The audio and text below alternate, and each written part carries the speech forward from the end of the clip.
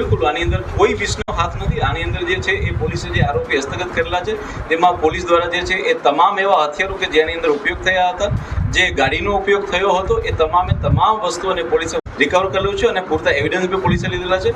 આમાં કોઈ પણ વિષ્ણુ ગેંગનો હાથ નથી. આમાં જે આરોપી હસ્તગત કરવામાં આવેલા છે તેમનો જ આની અંદર જે છે હાથ છે.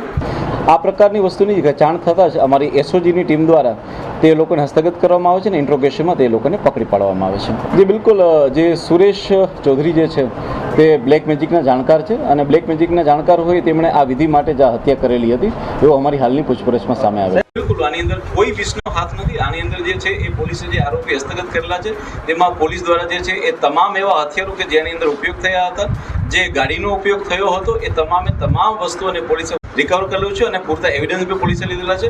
આમાં કોઈ પણ વિષ્ણુ ગેંગનો હાથ નથી. આમાં જે આરોપી હસ્તગત કરવામાં આવેલા છે તેમનો જ આની અંદર જે છે હાથ છે.